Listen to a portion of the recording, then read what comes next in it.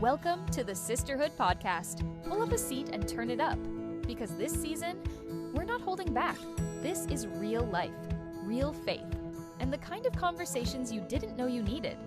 We're talking about following God when it's messy, trusting Him when it's unclear, and showing up even when it's not easy. No filters, no fluff, just truth, growth, and a whole lot of Jesus. So grab your coffee, slide into the booth, and stay a while. You're not just listening, you're part of this. This is the Sisterhood Podcast. Season 4 starts right now. Welcome back to the Sisterhood Podcast. We are together again. It's been a minute. Even when we've been together, we haven't been together. Yeah, we've been across the screen. So, welcome back. We're excited to be here. So excited. This week's episode is one from Megan's heart and what floor the Lord, of my bedroom. Yeah, the floor of her bedroom, what the Lord's been teaching her. And I love those moments when we can take what we're living in, the things that we pass every day, and the Lord's like, here's a lesson for you. Yeah. That's kind of how I was with Esther last week. There's so many times where you read the same story and you've read it multiple, like I've read Esther so many times before, but Yes. last week, the last 2 weeks of reading it, it just was completely different. And that's how it was with the 10 lepers. And I talked about that a Yes. couple episodes ago. And then we went and did Legacy House had their graduation. And that's what he talked about. And he talked about the gratitude of the one that came. And I was just like, okay, Lord, what are you, it just feels like he's speaking to us on such a serious level sometimes. And we miss it if we're not trying to pay attention to what he's doing. Yeah. And even so, I was in Esther. And then on Sunday, my dad talked about, he read out of Joel 2, but then he was talking about Habakkuk and Habakkuk's prayer and pleading to the Lord, and then the Lord's response, and how we don't always see what's going on. And the Lord reminded Habakkuk of that, but that praise can happen before that breakthrough. So it's kind of that same thing, like when you step in and you're obedient with what comes before the thing that we're desiring or seeking, how we respond to faith, whatever that looks like. Because you talked about it with the lepers, as they went. Right. And so it required action on their part, and it required action on Esther's part, and even in Habakkuk. So the Lord's just been saying a lot, just obviously through his word, but through different people. And Yeah. And I think it's encouraging. I mean, for a lot of reasons, but also just to be very thankful where you're at, because he's doing something right there. And if you don't pay attention, you're going to miss it. Yeah. But if you pay attention, how amazing it is to find thankfulness in every moment. But the recent story that has been applied to this episode, while Ashleigh was it while you were gone? No, right after you got back, maybe. I think after I got back, because you were in Montana. Mm-hmm. Yes. And so then Seth took the boys and they had a camp on the other side of South Carolina. And so I had 5 days with just me and the dogs, which is never happens, because for work I couldn't. Like a country song. Just me and the dogs. Sorry. Back to your story. And then I was like, what's the next verse? And then she opened the door and she got set. Anyways, it's fine. So I was alone. Well, semi-alone. There's dogs and my in-laws. And so anyways, does not ever happen. But I was very excited to get some things accomplished. And then my work schedule was nuts. So the things I thought I was going to get done did not happen. However, there has been a thing in our bedroom. Right after we moved in, we shuffled TVs around. You don't really know what it's going to look like. And so we decided to move a TV from the downstairs to our bedroom. And then we got a new TV for the downstairs, all the good things. It's all made great sense when we first moved in. And then we didn't know where we were going to put this TV, because it was pretty large, like a 50-inch or 55-inch. It's a pretty large TV. And so we're like, okay, we're going to mount it to the fireplace in our bedroom. This is a great idea. It's great. Everybody's on board. However, we couldn't do it that weekend. And then we couldn't do it the next weekend. And so then we had this little TV that we have literally had for probably our whole marriage. I don't know how it's still working, but it still works. Sometimes those are the ones. So longest. I know. So we just sat it on a shelf and we've been using that TV. So because the big TV not being mounted was now no longer a hurdle for us to watch TV at the end of the day or whatever it was, it just sat there against the wall. Well, then we moved it from in front of the fireplace on the floor to against the wall by the closet in the bathroom. And so it just sat there. And we had been in the house for 5 years now. Yeah. It has probably sat there for 4 years. Seth likes to make me feel like it has sit there a little longer, but we're going to go with 4 because I feel like 4 makes me feel less guilty instead of 5.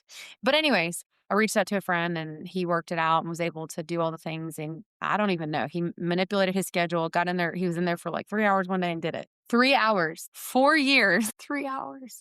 There were some logistical things in my defense. I was like, There was no outlet. There was no, so they were going to have to find wiring. So he had to go up in the playroom and get the wiring down through the ceiling in the attic space. And there was a little bit of logistics That's why it involved. didn't happen in like a weekend. Yes, but to rewind back to when we first started talking about it, I was like, oh, we'll just take, because this is me. Yeah. We'll just take wires from the outlet over there. It's about 10 feet away. That'll work just fine. But then you've got built-ins and you've got a panel on top of the fireplace. And then my father-in-law was like, you could just pull it probably from the attic. That's probably what I would do. And I was like, sure. This sounds great. Everything's so easy when you're not doing it. Yeah. And I wouldn't even know where to begin with that. No. 4 years. 4 years, this TV leaned against our wall in our bedroom, this big TV leaned against the wall in our bedroom. And then over the course of 4 years, there was a bag that accompanied it, the TV mount that we bought to mount the TV accompanied it. There was another box, I think a curtain rod accompanied it. So slowly, it was interesting, like, because that became a fixture, other things just became a part of that space of the wall that did not get used because it was holding the TV up. And so my friend Steven came in. Awesome. If you need your TV mounted, Steven is the man. If you need somebody to help you with the projects that have been sitting on your floor for 4 years, DM us and I'll send you his phone number if you're in the upstate area. I think he won't be mad that I plugged him.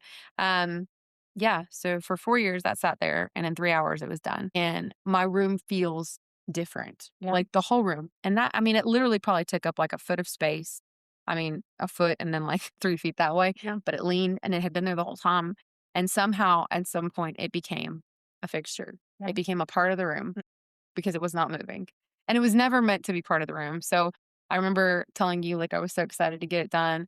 And my in-laws knew and Seth didn't know. So he came home and he was like, I see what you did. He's like, so I leave and you have some stranger come in our room and mount it. And I said, yes, I did.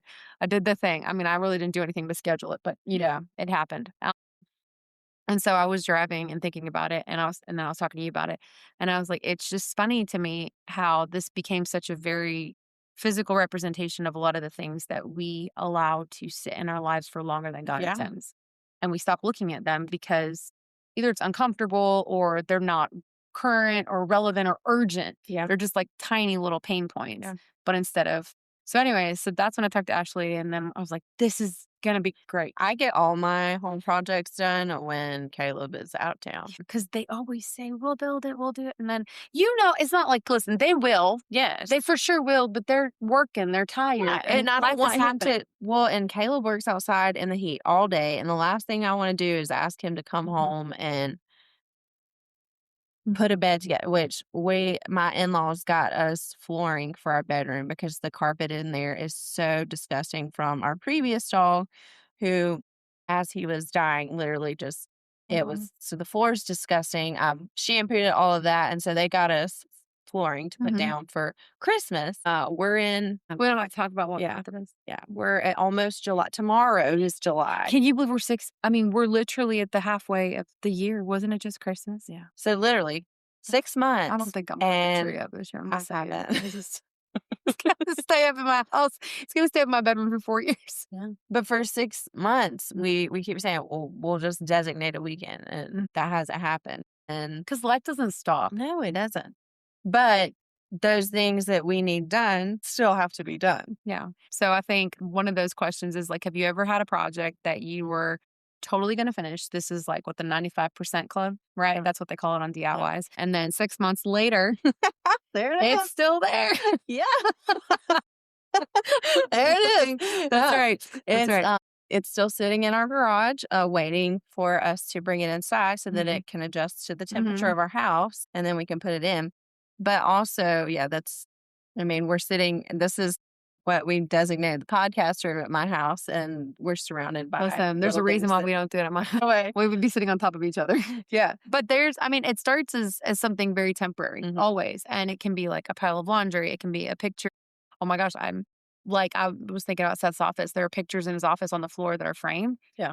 For probably 4 years Yeah. since we moved everything in, just trying to get him situated in an office. And we're like, oh, we're going to do this. And then it just sits. It's just there. Well, and my dad completed the wall in my den. That was at my birthday. And I've yet to put a single picture up on the It whole point looks of the so wall good was though. But for the a wall picture looks so, load. at least the wall is It done. does. It looks great. Looks great. And I'm like, I haven't done anything. I haven't added any pictures to. Doesn't it feel like you stop noticing? You really do, until like you're sitting there one day and you have enough capacity to look over and be like, crap. Yeah. And then we start looking for something, right? Mhm. And then we get distracted by other things and we forget again. Yeah. It's well, and again, it's life, and it's we get to the point where we're so we normalize unfinished things. That becomes the norm. It's just like, we'll get to it later. I don't have time to stop and think about this. And I think that's what was challenging me spiritually when I was talking to you, is like how many things that God has called me to finish, and I simply learned to live around. Yeah. Or, not because I don't love him, not because I'm intentionally disobedient. I like to think I'm not, Okay. but because finishing requires something from me that I'm either not willing or not ready to do. Yeah. Well, I think that's where so many of us are. We don't usually wake up and think, I'm going to ignore God today. It's a little more subtle than that. And I talked about this last week. I was talking about how, I'll forgive later when the other person does their part, or I'll deal with that wound later.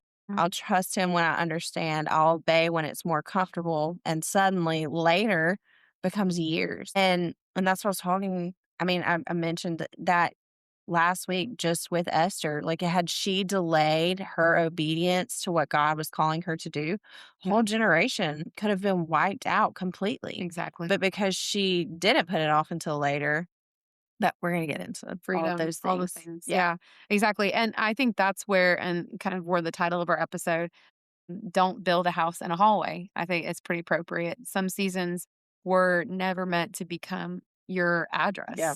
And I think that places such permanence in the perspective of it. It's like it's meant to be passing, but we've made it not just something that is stuck or staying, but something where mail comes, where bills come. It's so permanent. Yeah. And God intended them to be something that you pass through.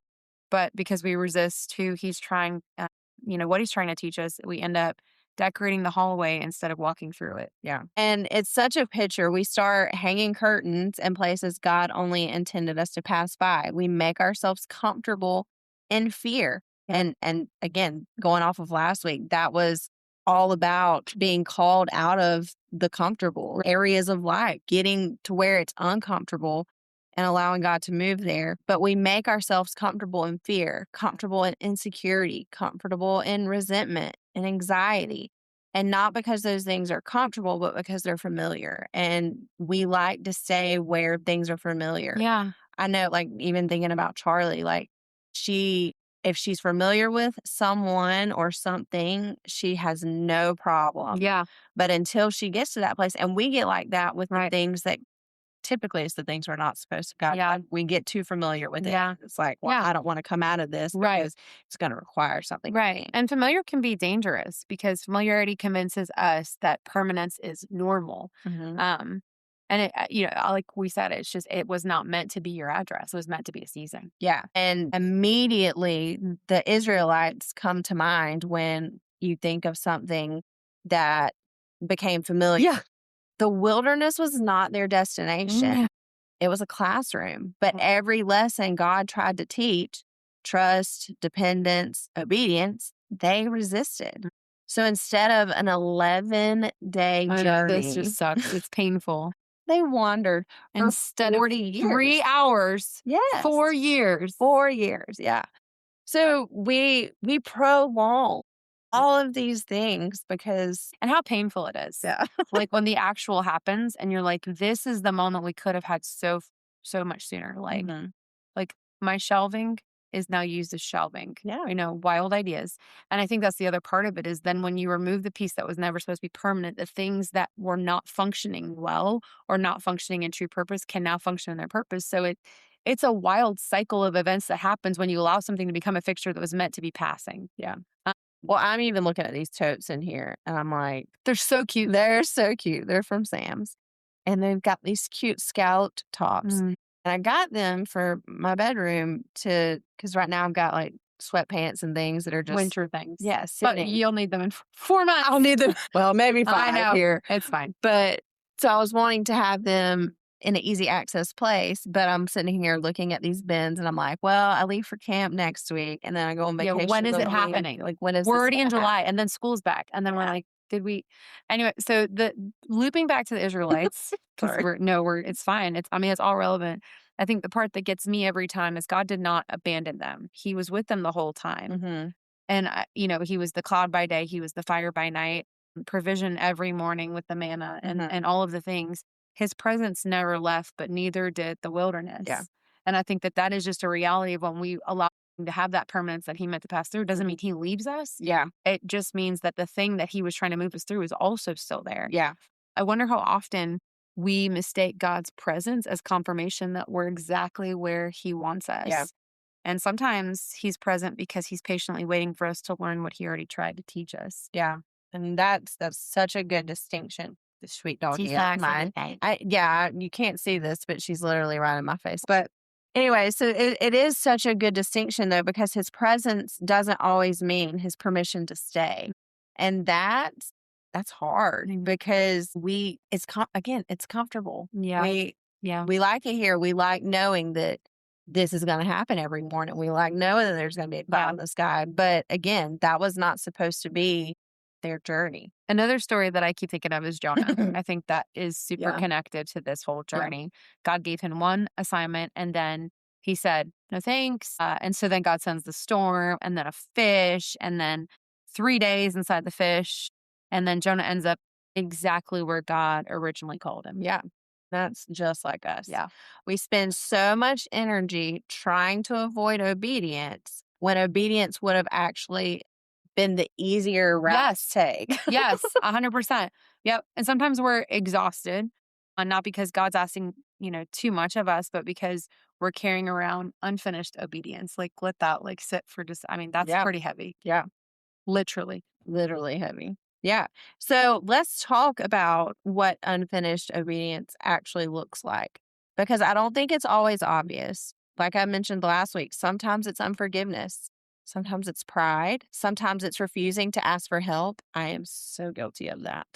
I'm trying to get better at it, actually. I have been doing, like, when people ask me at church, like, is there anything I can help you with? I'm like, actually, yes. And where I'm like, I don't have to have my hands on it. I can. Yeah. But sometimes in my defense, you don't give or ask because you know that there's a certain, you have a certain expectation. And I think that's the hardest part to let it go. Yeah. Like, it's not always the actual asking. It's the recognizing somebody may not do it to your level, but them doing it, period, and taking it off your plate is also the need. Yeah. So refusing to ask for help, sometimes it's staying in an identity God has already asked you to lay down. Yeah. Ouch. Or maybe, God's been asking you to have one conversation and you've replayed it 1,000 times in your head, as we sometimes do. We overthink things, but you've never had it. Or he's been asking you to serve somewhere and you're not doing it, or to start the ministry, or to take the job, or to stop compromising, or simply spend time with him consistently. That one is painful. Yeah.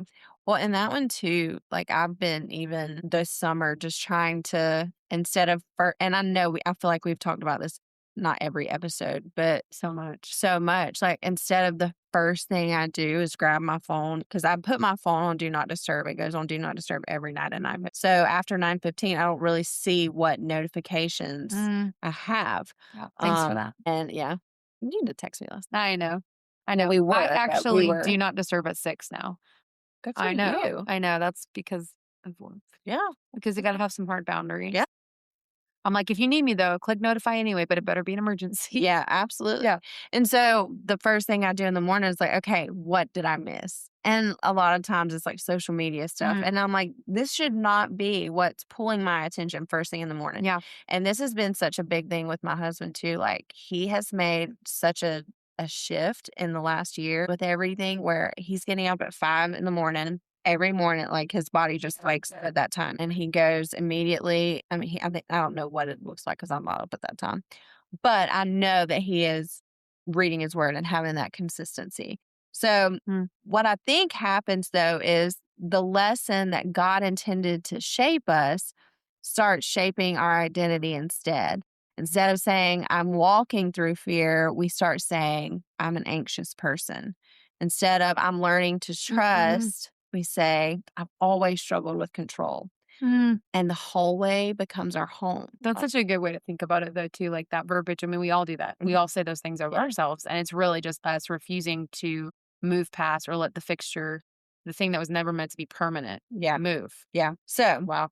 No, that's so good. We start naming ourselves by the place we were only supposed to visit. yeah. So if I could ask everyone that is listening, I had questions for you last week, so I'm going to have a question for you this week. What have you normalized that God never intended to become normal?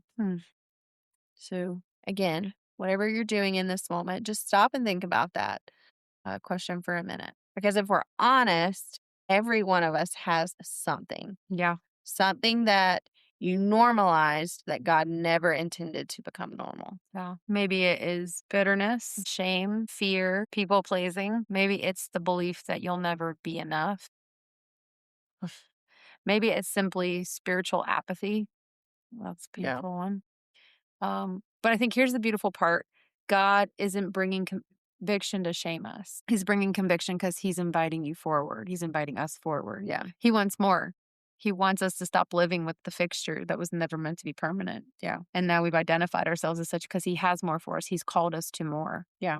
And I think that's what grace looks like. Not God saying you should have done better, but him saying, I'm not finished with you. There's still more freedom that I have for you. There's still more healing. There's still another step. And we want to stay just stuck on that one step in that one place instead of just letting him give better. Yeah. He has so much better for us. And I think here's the encouragement that we both want everyone to hear is that just because you've been somewhere for a long time does not mean you have to stay there. Yeah. Just because something feels familiar or comfortably uncomfortable doesn't mean it's your future. Doesn't mean it's who you are. Doesn't mean it's how God sees you. And I love that part of this content is it's like, it doesn't mean that that God stopped leading you or that he's left you. Yeah. Because we see with the Israelites, he never left them. Yeah. He just was waiting for them to lean in what he was trying to teach them and trying to ultimately give them. And he still invited them forward. Yeah. Because they still got to go into the promise. That whole 11 days versus 40 years, 3 hours versus 4 years. Like the way we allow things to sit. And he's just like begging us to be taken forward, to experience more, to experience his goodness. Yeah. So maybe the prayer today isn't God remove this, because that's also the part that we get stuck in. We're like, God, just take this away. If anyone can, you can. Snap of a finger, like it's just going to be done. But maybe the prayer needs to be, God, what are you trying to teach me here? Because once we learn the lesson, we're free to keep walking and moving forward and not just staying hamster wheel. Stuck. I think going around and around. Yeah. And I remember thinking that one of the things was, it occurred to me, like, I felt like I had been in the same situation so much, like the repeat, maybe a different person, maybe a different relationship, maybe a different atmosphere, but it felt the same. And I remember thinking, okay, God, like what tool am I not picking up? What thing am I not learning that you are not allowing me to leave this thing? But sometimes it's not God holding us. Yeah. Sometimes it's us refusing to put the thing down or move past the thing that he never meant to be permanent. Yeah. And so we're keeping ourselves in this cycle because it's comfortable, because it's our everyday, because it's our normal routine, because it's all of the things that make us feel like, okay, this is normal. Yeah. Well, I think of Samson too. My dad, I don't know if my dad coined this phrase or somebody else, but when Samson gave in to Delilah and shared where he drew his strength from or what gave him his strength, obviously we know she cuts his hair and then they blind him and he's on the little wheel. And so because Samson didn't break away and he stayed and he chose to give in instead of pushing through, he ended up being blind and bound, going round and round. And that's so many times how we stay. Yeah. We become blind to the thing that has been sitting there. And now we're in this mindset. So our mind is bound. Yeah. And we're just going around and around and around and expecting to get somewhere new, but Yeah. we're still in the same place. And then we start to resent God too. Yes. Because we're like, why? Yeah. why haven't I moved past this? Why aren't you taking me to the place you promised? Yeah. Why am I not walking in the calling that you spoke Yeah. over me, or whatever it is? Yeah. So we've got, and we know that Samson prayed, obviously, and God allowed him, but it cost him his life. He didn't get to continue. And that's another like warning in this. Like, don't let this thing that was supposed to be temporary, that was not supposed to just be decor to the wall. Don't let it become temporary, because it's going to cost something eventually. Yeah. Not right away. Right. And hopefully not your calling and not your purpose, but not even in the 4 years. Like in the 4 years, like the TV could have tipped over, got broken, and then there would have been no use for the 3 hours of work that was put in, because it was useless at that point. So don't miss out on where God's trying to take you because it's comfortable or it's easy and it's always been like this, or it's normal. And then you miss out on the freedom that comes with saying yes. Yeah. So let the takeaways be this: do not build a house in the hallway. Yeah. Do not decorate the wilderness. Yeah. Do not unpack your bag in the valley. We're not meant to live there. It's not meant to be our address. It's not who we are. So just don't. Let's not do it. Maybe that's a t-shirt. I think that would be such an impactful, like, walk through it. Grow through it. Yeah. Let God finish what he started in you, because on the other side of obedience is always more of him. Yeah. And if nobody has told you lately, God isn't asking you to finish this journey by yourself. He is simply asking you to take the next faithful step. And that's enough for today. Just one step, one movement forward in the right direction. Trusting God. Put it down. Yeah. Throw it in the trash. Let it serve its purpose. Put it where it's supposed to be. Yeah. And move through it. Yeah. But yeah, I think, man, that's good. All this from a TV not on the wall. It's on the wall now. It is on the wall now. Maybe moving forward. Man, it's funny how the littlest things can be so pivotal for you. Yeah. But yeah, I stopped looking at it, and then I was like, wow, this whole wall's been here this whole time. Yeah. And it was interesting. This is like a side note, but we clean, we vacuum, we do all the things, but that had been sitting there. And when you stop looking at something, you also stop looking at what may be living under those things. Yeah. There was nothing living in there, just to be clear. Yeah. But there was dust and dirt and things that were not accessed because that thing was living there. So the things that can become permanent, that were only meant to be temporary, can also hide other things. Yeah, absolutely. So anyways, we are so thankful for you joining today. I hope this was helpful. Get your TVs off the floor, put them on the wall, use your totes. Yeah. Use them. Let the things that are supposed to be temporary. Relationships, situations, feelings, grow and learn and walk through it, not to it. Yeah. Yeah. Yeah. And until then, keep choosing Jesus. Yeah. Keep choosing growth and keep walking forward. Yeah. And we will see you next Thursday. Bye. Bye. Thanks for being part of the Sisterhood podcast today. We don't take it lightly that you chose to spend this time with us, and our prayer is that every episode leaves you feeling encouraged, seen, and reminded that God is still working in your story. If you enjoyed today's episode, make sure to subscribe, leave a review, and share it with someone you love. That's one of the biggest ways you can help us grow this community and continue reaching more women with honest conversations and real faith. You can also follow along with us through the Sisterhood Collective for more encouragement, updates, and community throughout the week. Until next time, keep showing up, keep trusting God, and remember, you were never meant to do this alone. We'll see you next episode.